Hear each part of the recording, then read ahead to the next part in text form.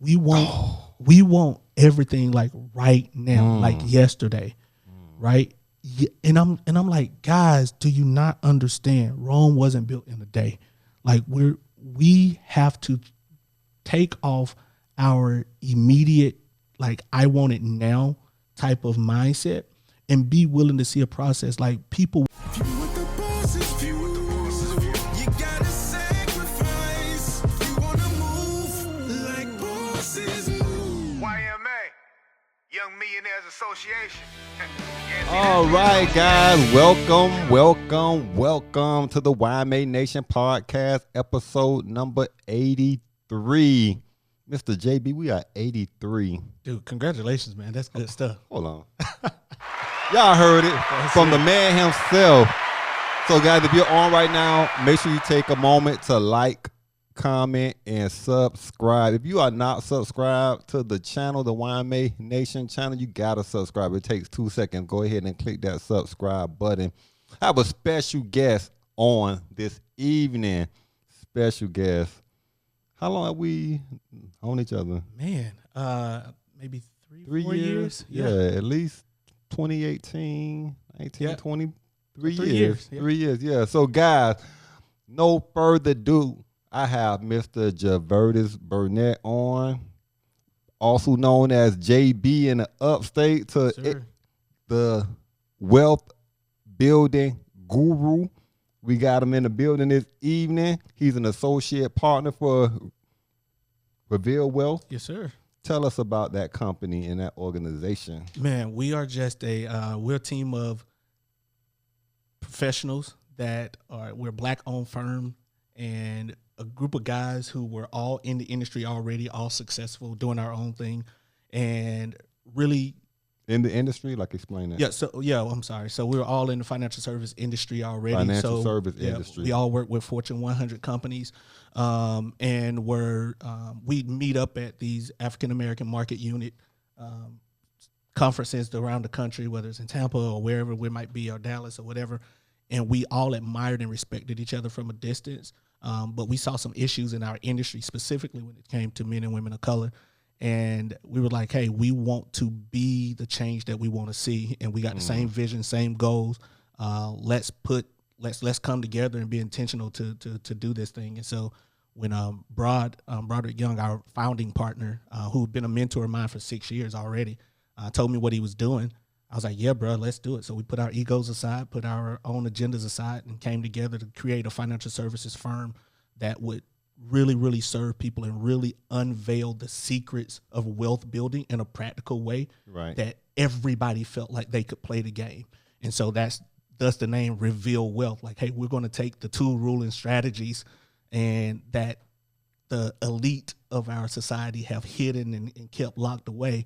And we want to expose it to everybody. Whoever wanted, whoever disciplined enough to go through the process and do it, it's yours.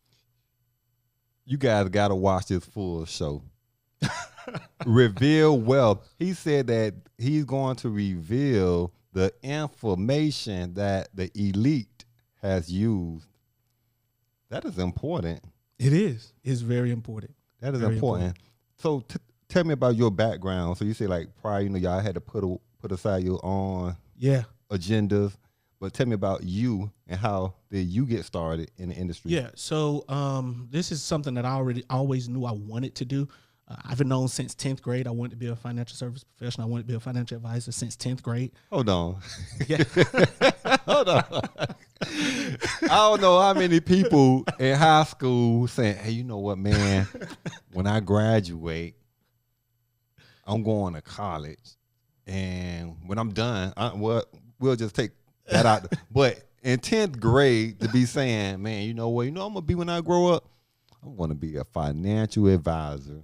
Dude, listen, I grew up in the middle of nowhere, Georgia, a little small town called Norwood, Georgia, right? Norwood, Georgia, I haven't middle of heard, nowhere, yeah. Georgia, right? And so single mom, 4 kids. My mom brought home less than $600 a month. Oh, wow. Taking care of 4 kids. Wow. And so we learned early on the value of $1. And so my thing was, I need to figure out a way that I can learn about money so I don't have to ask mom for any.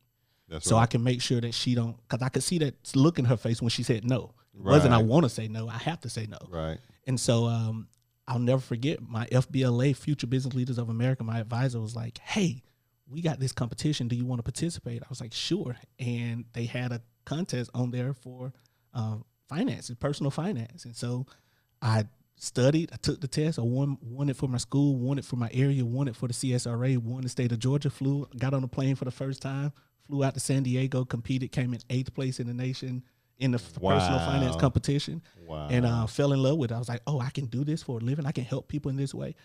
It worked out a little different. I was going to, go to the NBA first. And then, when I retired, help my colleagues and my teammates and stuff with all their money and be kind of the, okay. But yeah. NBA, yeah, man. Everybody had that dream, NBA right? Either or bust, the NBA, the NFL, or it's going to be the rap game, right? That's it. Yeah. That's it. So how do you perceive wealth? Like, what's your perception? If you had to explain that to someone, what is your perception and explanation on wealth? Man, my explanation of wealth is really, really simple. I think we overcomplicate it because you can ask a million different people and get a million different answers. Right. For one person, $1 million might be the goal. For one person, $1 million might make them feel broke. So I try not to describe wealth in terms of dollars and cents. Okay. For me, wealth comes down to 3 things: desire, ability, and opportunity. Okay. Desire, ability, and opportunity. If I have for me, true wealth is having the desire to do something and having the ability and the opportunity to do it without any financial regrets. So without any financial regrets, without any regrets. So if I got the desire, my son wanted to go to the aquarium. He had a desire to go to the aquarium for his birthday. I had the desire to do it, the ability, meaning the fiscal resources to be able to do it, and the opportunity. I didn't have to ask anybody, like, can I have this time to do this with my son? Can I have it? So for me, real wealth is because you're a full-time entrepreneur. Because I'm a full-time entrepreneur. Right. There you go. So I didn't have to, clock out, ask for time off, any of these things. So when desire meets ability and opportunity, you're moving down the road to wealth. Okay. Now the level of that, there's levels. I like how you say that you're moving down, right? There's no such thing like, as successful as you are, as successful as anybody that's listening to this might be, none of us should ever get to the point to where we're arrived. So there should be a constant growth, a constant movement. You're going to be getting like hand claps the entire show. So it's true. It's a destination. It's not so much a destination as it is a journey. Right. And we go from levels of wealth. Like you can have wealth where you are and still strive to have more or be better, or create more opportunities, have more ability. And so that's what it all comes down to, man. Those desires, that ability, and that opportunity. I like how that was a very good way that you explained that, because a person could have their own perspective of wealth, right? And you explained that. So I may say, hey, you know what? If I make $60,000 a year, just say if the average person, right, making $60,000 a year, they pay all their bills. At the end of the month, all bills are paid, and they still got like $2,000 left. That's a comfortable life for the average person. Mm-hmm. But then what can they pass on after that, right? So some people perceive wealth as, what can I pass on? I feel that I'm wealthy when I know that I can pass on a legacy, or I can pass on a financial asset that's going to continue. That's it. No, we pass on the same as that thing. Like, my kids will always have that ability and that opportunity to do whatever they desire. That's and generational wealth. So I'm passing along those same 3 things to my kids. Most of the time we pass along debt, especially in communities of color. Right. We pass along debt, we pass along grief, we pass along heartache, right? But if I position myself to where my kids have those same opportunities and they don't ever have to worry about not having the ability and the opportunity to fulfill their desires, that's generational wealth. Right? Now, there might be a dollar amount that comes with that. But it's passing along those same three things. And I know that's simple and it's boring to a lot of people. It's not sexy and attractive to a lot of people because folks like, man, I want to have, racks on racks on racks. And then what? Right. So I know people who I literally had a conversation 2 weeks ago with a gentleman who makes $500,000 a year, can't save $100 a month. Oh, that's a problem. That's not what. Yeah, that's a problem. Right. So we have to shift this narrative to think that riches automatically equals wealth. Now, we want the riches. We want the money. We want that. It helps provide the ability, those opportunities. It does that stuff. And so you can definitely put a quantifiable number to it if it makes that person feels better, make that person do. Like I have some serious goals. Like by the time I'm 45, there's some numbers, some benchmarks that I want to reach. Right. There's some benchmarks. There's some things that I measure. There's some stuff that I want to leave to my kids. But more than a physical number, I never want them to have to compromise their desires because the ability and opportunity ain't there. Right. It's interesting that you say that. I had a conversation today, and this young lady said, "Joe, this is my first year that I'm going to hit 200K, and congratulations." But my two questions always, because it's never about the number, like 500K, right? My two questions is, how much are you paying yourself? That's it. And what's your net after that? Because that's what matters, right? Because if 200,000 and you paying bills and expenses and salaries and employees, and you still barely getting by, and your net is like 2 or 3%, there's too many areas of opportunity right there. That's it. And Joe, I'm sure you've seen it as well, man. But I've seen people get raises and also increase their lifestyle to the point where they're worse off after the raise than they were before. I'm gonna interject real quick. Yeah. So I worked prior to me becoming a full-time entrepreneur, I was a senior, what was my job? Senior operation manager. Mm-hmm. See how long it's been. I was a senior operation manager, and our company gave a site-wide raise to the supervisors and managers. So when we came in to make the announcement, it was myself and the director. And we made the announcement. He made the announcement. Then he's like, "Mr. Wallace, you want to say anything?" Congratulations to everyone. I challenge everyone in this room that I started off checking it every other week, just like most people do. Then it got out of control. I couldn't help myself. I started checking it day after day after day. I didn't realize that I was becoming addicted until my wife said something. What did she say? She said, "It's just a credit score, relax."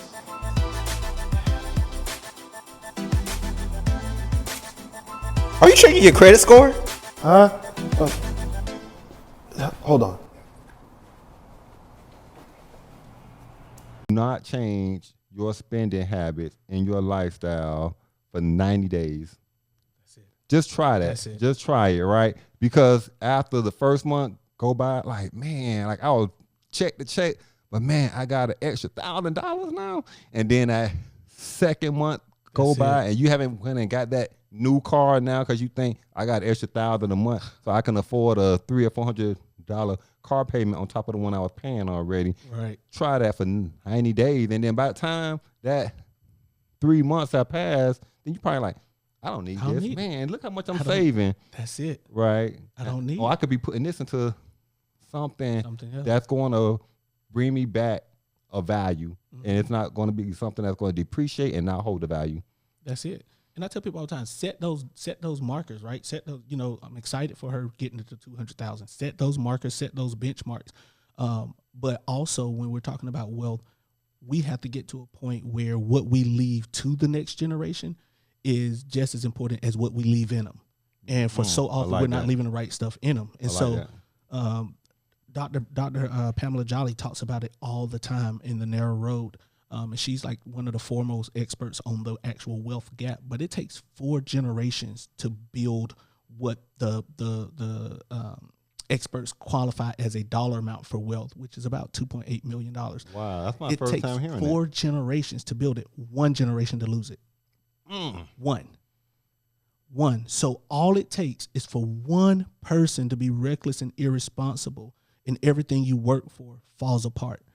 And so that's why I think the work that myself and so many others in this industry, the work that you're doing, those things are so important, because what our goal is as a firm, and my goal personally every day, is to make sure that we got actual plans that we're guiding ourselves by, that we're actually putting rules and structure in place to where we're building financial plans that are almost bulletproof, where you can't mess it up even if you try. Wow.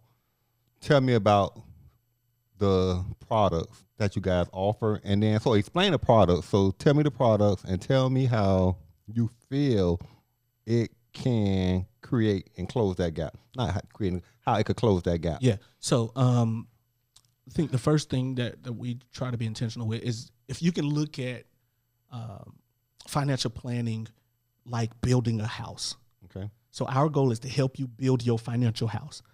There's 3 layers of that house. We got the foundation, right? We got the framework, and then we got the roofing and the enclosures. We're going to bring it all together, right? The foundational piece of any solid financial plan should always be just risk management, making sure that I'm bulletproof. That's the simple stuff. You want to make sure that you got an emergency fund. Most people will say 3 months. I like to tell folks you want at least 6 months of 6 months. At least 6 months. At So least. explain that though. So I want them to understand. So you want to have at least 6 months of, I say income. Most folks say expenses. I say you want to have at least 6 months of your income set aside. God forbid anything were to happen. You lose a job, you get sick, we go through a pandemic, whatever. You want to have enough cushion sitting aside so that you don't make decisions out of panic. You always want options. And the only time we make irrational, rash decisions is if we don't have options. Having that 6 months income set aside gives me options. That's right. For me, it just gives peace of mind and options to where I'm not going to make any sudden moves, because I don't want this snake of indecision to bite me, right? So I want that 6 months of income just kind of sitting there as cushion. That's a part of that foundational piece. The other thing is making sure we're protecting everything that's important to us.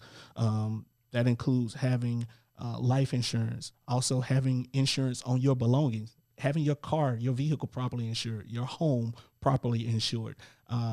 Most people don't think about insuring their income, and most business owners don't think about insuring their overhead. But having your income insured, you can do that, like having disability insurance and disability overhead that pays your rent or your mortgage or your lights for your building if something happens to you and you're As out a of business work. owner. As a business owner. I got a lot of people that views the show. Yeah. And that's like either they're an entrepreneur now or they have a passion for it. So explain that to them. Yeah. So as an entrepreneur or as someone who has a passion for entrepreneurship, the first step in becoming bulletproof is protecting my cash flow. Right. Cash flow is the thing that either sinks or propels businesses into success. That's it's right. Having cash flow. Right. And so in the early stages, typically you're going to have 1 or 2 key people pretty much doing all the heavy lifting. What happens if one of those people gets sick, get injured, can't come to work? And so having, the way I like to explain it is, imagine having an ATM that spits out money at your request. Well, you are that ATM. Joe Wallace, you are your most valuable asset. Not YMA, not the cars, not the house, not none of that. It's you and your ability to actually produce. Like, I could drop you in the middle of the Sahara and you're going to build something profitable, right?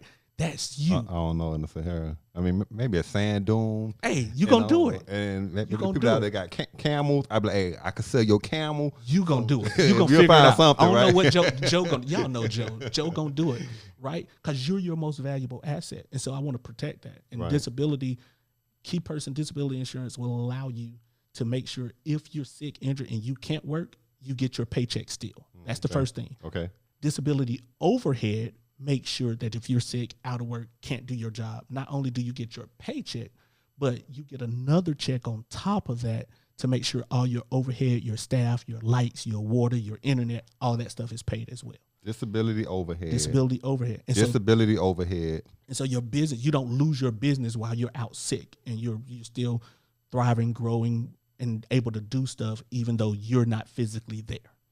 I was going to ask you at the end of the show, but so how do they gain this? Like right now, if someone seeing the show, like, how can I pull this up, or how can I contact him? Yeah. I'm interested. Like, WeRevealWealth.com, www.werevealwealth.com, or feel free to give me a call, 864-360-6723.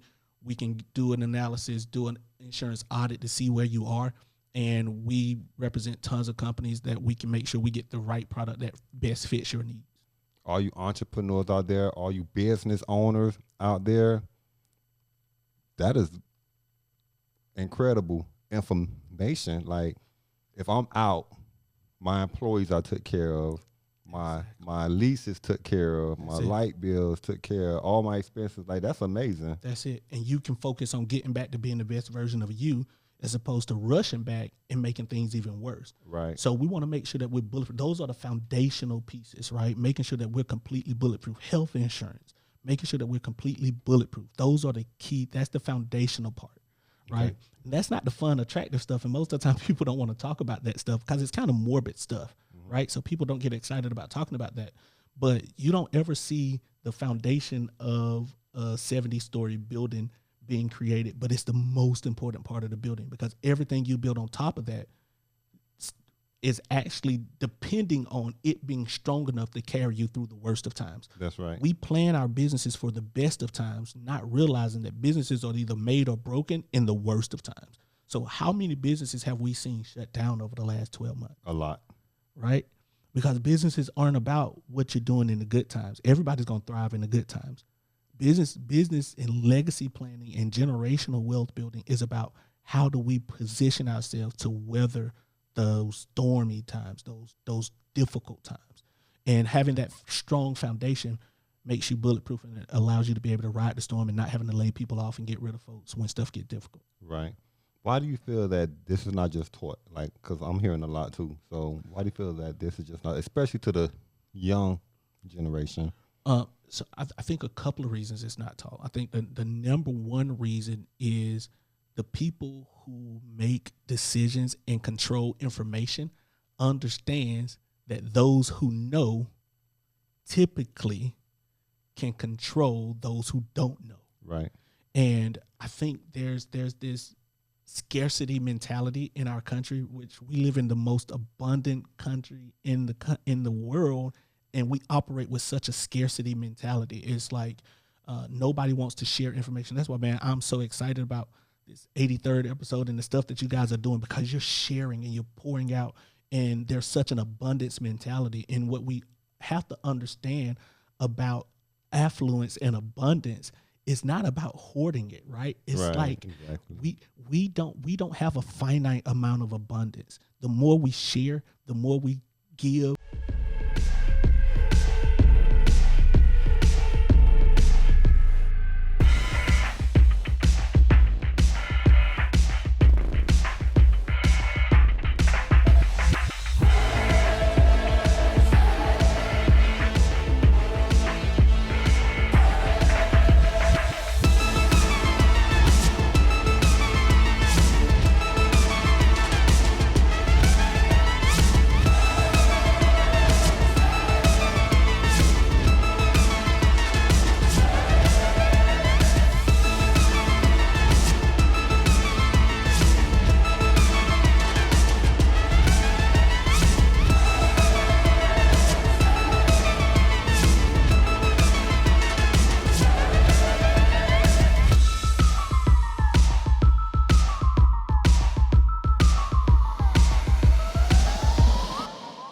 The more abundance we create, we're not competing with the people next to us. We're actually having opportunities to build and create abundance. And I think that's the first thing, man. That's just this scarcity mentality. The second thing is we don't want to know. And I think we got to take some responsibility ourselves too. It's like we're comfortable just being safe. We're comfortable working our jobs. And I would never bash a 9-to-5. I worked one, and it helped me. My 9-to-5 was a huge blessing in helping me transition to where I am now. I would say the same thing. And I would not be in the position I am now if I did not have an opportunity to work with such an amazing company. But we don't take advantage of stuff that's right there in front of us. Our companies give us these workbooks. They give us all this stuff when we sign up for our new job. We don't read through it. We don't see what disability is. We don't see what life insurance is. We don't see none of this. So we don't even know how 401ks work. right? We just sign up because we don't want to read. That's on us. We got to read. I try to read a book every other week. Like we have to. So I'm typically reading 2 books a month, and I hate reading, but I do it because that's where I'm going to find information. I'm going to learn and I'm going to grow. And so part of it is our fault just because we don't seek out knowledge, and there's nobody there telling us like, yeah, I got all these dimes and these jewels that I'm willing to give you. Like we have to pursue knowledge. We have to pursue it. So the title of the show is Wealth Building Strategies. Tell me one. I know you know a lot, but just tell me like one key gem that to share. To say, guys, follow this strategy that I'm gonna share, and if you follow this strategy, it'll change your life. What would that be? Be consistent. Be consistent. You mentioned paying yourself earlier. Be consistent. Start investing in you. I don't care whether it's in individual stocks. I don't care whether it's cryptocurrency. I don't care whether it's your 401k, your IRA. Just start investing and be consistent. Actually put it on autopilot if you have to. I read a book my junior year of high school after I figured out this is what I wanted to do, called The Automatic Millionaire, right? By David Bach. Who remembers a book they read in high school? The Automatic Millionaire. The Automatic Millionaire. And just put it on autopilot. Okay. Right? If you're 25 years old or younger and you're listening to this, if we assume a super conservative, and my little disclaimer, this is not advice, but if we assume a super conservative 6% interest rate, right, return on our money by investing in mutual funds or ETFs. That's a great return too. Right. We're gonna assume that. Do you know if you're 25, if you can put $275 a month back, you're a millionaire by 60? If you're just consistent with that. If you never did nothing more, right? Assuming that you'll be able to do more eventually. But if you never did nothing more, you're a millionaire just by being consistent. How much? $275. $275 a month. Right? $275 a month. I know a lot of people could afford it. That's just putting down the cigarettes. That's it. Cutting back on going out some or eating out. $275 You don't have to have month. Starbucks twice a day. Right. Or you don't have to have Starbucks at all. I mean, it depends. Like your goals, you have to be happy too, right? You have to do things that makes you feel a sense of enjoyment. Yeah. But you have to see the long-term goal too. Joe, if the other thing that I would say to that, I know you said one thing, man, but the sickness that we have more than anything, and the thing that I see more than anything else, is our level of impatience. We want everything like right now, like yesterday, right? And I'm like, guys, do you not understand? Rome wasn't built in a day. Like we have to take off our immediate, like, I want it now type of mindset and be willing to see a process. Like people will watch you. People will look at Joe and it's like, ooh, wow, I want to be like him next week, not realizing you put in work to get where you are. I just posted it actually on my Facebook page, a picture of that. Like, You hey put guys, in this work. picture was from 2016, guys. That's it. You put in work. There's so often we see people as overnight successes when we don't realize that these people have been being consistent over time.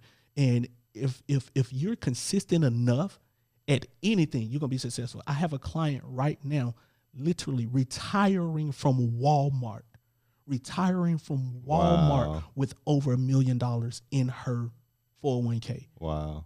Retiring from Walmart and never made over $22 an hour. Never. Wow. But she's been consistent for over 40 years. Consistent. I got a serious question for you.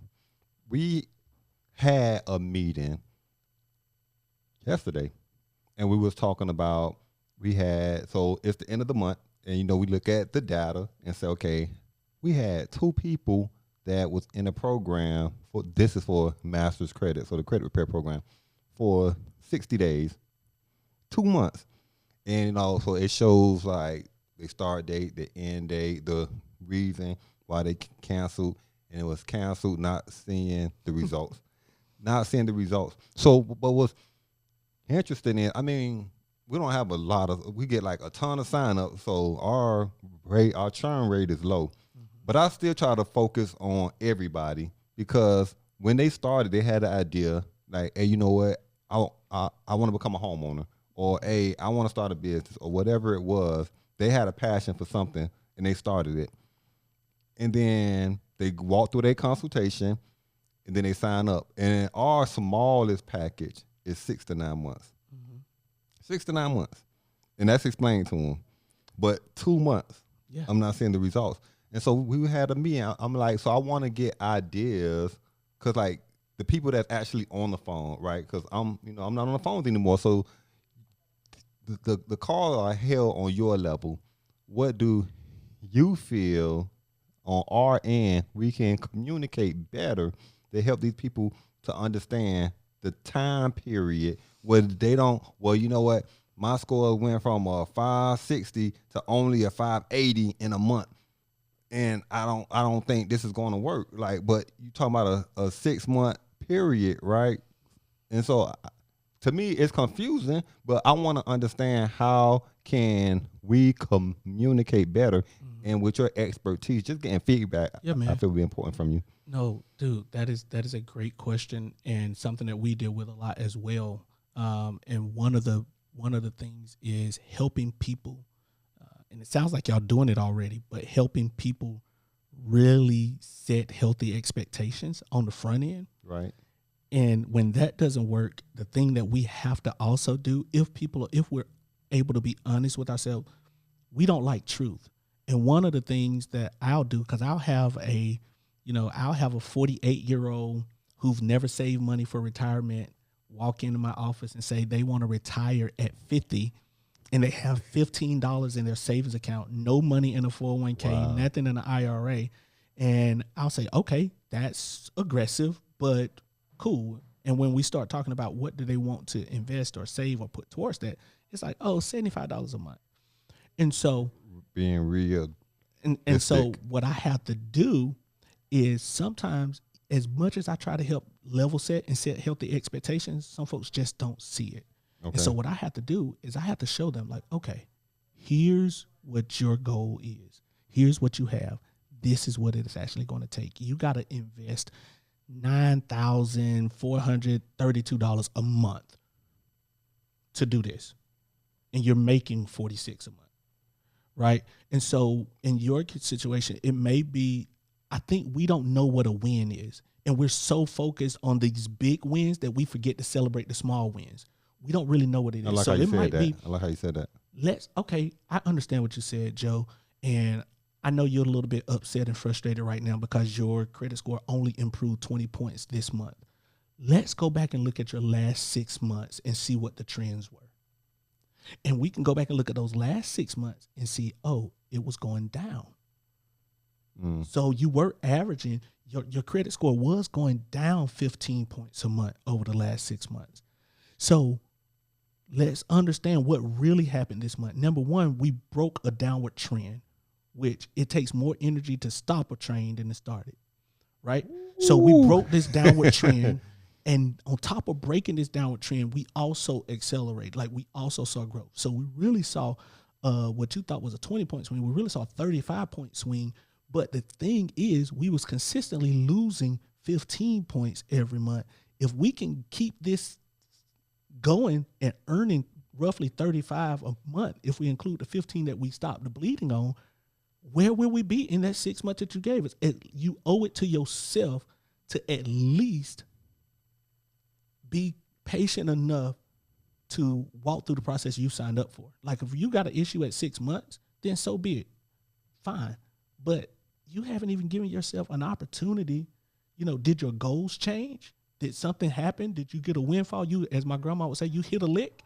Like what happened? Did you hit a lick? Right. What happened to cause this drastic change? Because if your goals haven't changed and we're actually improving, then what's the problem? And I think we have to, as business owners, we have to get more comfortable having those hard conversations and those tough conversations. And then us as individuals wanting to be better have to be okay with looking at ourselves in the mirror and being truthful and honest with ourselves. Right. So I think that's important too. honesty from within is definitely important. If you look back over your life and say, if I could start back at the age of 20, what would you do? Oh, That's man. different. Dude, there's so much that I would do differently, and so much that I wouldn't. The one thing that I would do different is I spent so much of my time, especially in my early 20s, and trying to be the solution for everybody else and trying to get everybody else on board with my way of thinking, right? Because I made a ton of mistakes, did a ton of stuff, but like you said, early on, I've known, like, okay, this is the things I want to do. So Right. in my freshman year of college, my sister's walking me through Crown Financial Ministries. She's walking me through the Dave Ramsey process. And my roommates and I started an investment company in college to buy our first property and all this kind of stuff. So it's like we're walking through this stuff and after tons and tons of mistakes. But the thing that hindered me the most and caused me to be probably in the worst positions of my life was trying this need to feel to bring everybody else along with me on my journey. And what I realize now is you're jet setting all over the country all the time and jumping on planes and stuff. And one thing that the flight attendant is always telling us, right, in the event of an emergency and we start to lose cabin pressure, please secure your own oxygen mask first before attempting to help others. And I was trying to help people and trying to give and trying to pour out and pouring from an empty vessel. I didn't have anything. So if I could do anything differently at 20, I would have been focused on literally becoming the best version of myself and properly securing my own oxygen mask. And then from a place of abundance and a place of strength, I would have poured back and helped folks instead of trying to help folks from a place of weakness and brokenness. So, man, this was a good show. Man, dude. And it flew by so fast. It did. It was like it's just man. amazing. But you share so much information. Hopefully it's helpful. One thing that you said before we end, and I said one gem. You said that being consistent, but your company offer products. I want to give them like something, like I want to peel back that onion right now.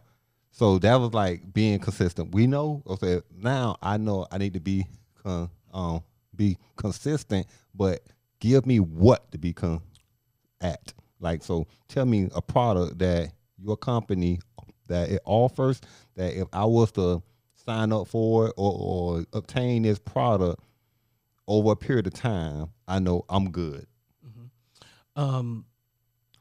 The most easily accessible thing, regardless of incomes and cash flow, is a simple brokerage account or advisory account. Okay. Which is an investment account with mutual funds or ETFs. We set it up based off of your profiles and all this kind of stuff. We sit down and have a consultation.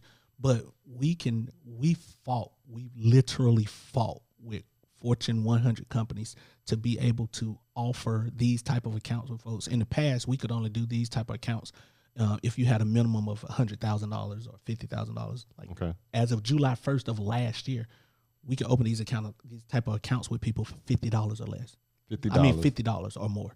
Okay. $50 a month. Okay. Right. So just being consistent to put $50, $100, you put something away in an ETF or mutual fund or something like that, it's going to work. It's going to work in your favor. Right. So that's just one thing. Roth IRAs, traditional IRAs, Simples, all these things are tools that we use and leverage every day to help people find that consistency.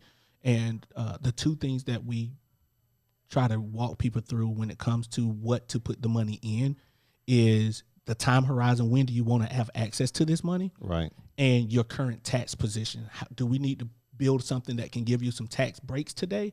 Or do we need to build something that's going to give you tax-free income later in the future? Those are the two major things that we use to determine which area to go in. But those are some of the things that you can be consistent in that will, I believe, completely change your life and your children's life. Your life and your children's life. Yeah. That's important. Guys, if you're on right now and you're saying to yourself, like, okay, $50, I can afford that. $75, $100, I can afford that per month. And they're telling me that this could actually change my life forever for me and my kids. contact them. The call is free, right? Call is free. Consultations are free. That time could possibly change your life forever. I've learned that having access to information and applying the info after you gain it. That's it. Tell them one more time. Your contact. Yes. JB, guys. Wealth builder right here. Yes, sir. We can be reached, guys, www.werevealwealth.com. We can be reached at We Reveal Wealth on LinkedIn, on Facebook. We can be also reached Community Impact on Instagram. We have a Community Impact event where we expose people to ways to make money every month. Okay. And your contact? My personal cell, 864-360-6723. My email, jburnett@werevealwealth.com. And definitely would love to discuss anything with anybody. Free consultations. We do fee-based planning as well, written plans. There's nothing financially that we don't do except for lend money. You heard it. That's the only thing. And if you need access to money, then you can always contact YMA Financial, right? YMA Financial, www.ymafinancial.com. The expert in business development, business startups, and expansion, guys. Mr. Jevertus Burnett, thank you so much for being on the show today. Thank you so much for having me, Joe. Man, it's a pleasure. Guys, take the information and apply it. And one thing I want to say about this man right here is he's a true man of God, too. And I always talk about these type of things on the show. And that's why I had you on, too, because of you and your spirit. You see what I'm saying? So I appreciate you taking the time to come and share some of that enlightenment, not just the information, but your aura, too. Appreciate it, man. Guys, make sure you like, comment, drop your comments down in the comment section, and we will see you on Wednesday. You gotta sacrifice. You wanna move like bosses move. YMA, Young Millionaires Association. Yeah, see, that's the association. Joe.